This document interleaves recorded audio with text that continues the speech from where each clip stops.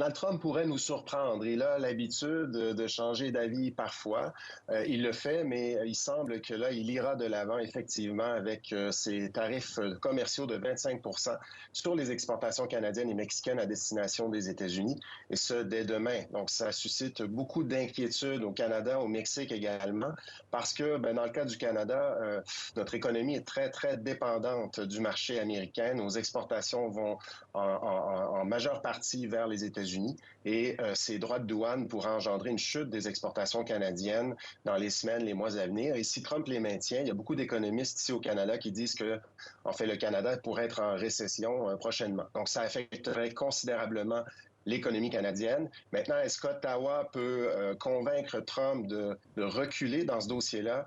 Bien, on verra. Mais Justin Trudeau, le premier ministre du Canada, a déjà annoncé qu'il y aurait une riposte canadienne, donc des droits de douane, des tarifs commerciaux aussi sur les exportations américaines à destination du Canada. Donc, on entre dans une guerre commerciale et évidemment, au Canada, on n'était pas habitué à ça avant l'arrivée de Donald Trump sur la scène politique américaine. Vous parliez de récession. Quels sont au Canada justement les secteurs d'activité qui vont être, si ces mesures se confirment, les plus vulnérables? Bien, le pétrole, les exportations de pétrole du Canada vers les États-Unis sont importantes. Et sinon, ça dépend des régions du Canada. Moi, je suis au Québec, à Montréal, et le Québec exporte beaucoup d'hydroélectricité vers les États-Unis. On exporte également de l'aluminium, du bois d'œuvre. Mais sinon, toutes les provinces canadiennes seraient touchées à divers degrés dans différents secteurs. En Ontario, par exemple, c'est le secteur de l'automobile qui serait le plus touché. Et évidemment, là, toutes les provinces canadiennes subiraient en fait beaucoup d'effets de ces politiques de Trump. Et que veut Trump au fond avec ses droits de douane? Il a déjà annoncé qu'il souhaite que le Canada en fasse plus pour assurer la sécurité à la frontière avec les États-Unis. Trump dit qu'il y a trop de drogue et de migrants irréguliers qui traversent la frontière du Canada vers les États-Unis.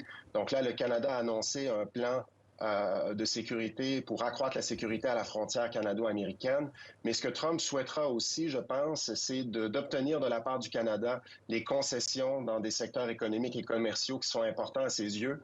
Il le disait aussi durant sa première présidence. Il veut notamment, c'est seulement un exemple, mais que le Canada ouvre davantage son marché aux exportations de lait, de produits agroalimentaires, notamment pour les fermiers du Wisconsin, de l'État de New York. Il va négocier aussi des choses dans le secteur commercial et économique. Alors justement, Frédéric Gagnon, plusieurs analystes estiment aujourd'hui que cette politique, elle pourrait avoir des conséquences aussi sur le portefeuille des Américains. Est-ce qu'il faut s'attendre à une importante inflation aux États-Unis dans les prochains mois? Encore une fois, si cette mesure se confirme. Oui, la plupart des observateurs disent que c'est peut-être là où Trump reculera. C'est peut-être la raison pour laquelle Trump reculera, c'est-à-dire que les tarifs à la frontière, oui, engendrent un coût additionnel pour les consommateurs américains, pour les entreprises qui s'approvisionnent en biens de toutes sortes du côté canadien, donc qui importent du Canada vers les États-Unis pour fabriquer, par exemple, les voitures ou l'aluminium. Bon, il faut l'acheter au Canada. S'il coûte plus cher, ça peut engendrer une hausse du coût de toutes sortes de biens en sol américain. Donc, les diplomates canadiens insistent beaucoup sur cet aspect de la chose pour essayer de convaincre Trump de reculer dans ce dossier-là. On avait insisté sur ce thème-là aussi lors du premier mandat de Trump, lorsqu'il avait imposé des tarifs douaniers sur l'acier et l'aluminium canadien. Ça avait été la stratégie canadienne de dire, écoutez, ça engendre un coût additionnel pour les Américains, pour les Américaines. Donc, c'est encore la stratégie canadienne cette fois-ci, mais Trump semble encore plus déterminé et convaincu que lors de son premier mandat que les tarifs commerciaux sont une bonne politique dans le contexte actuel.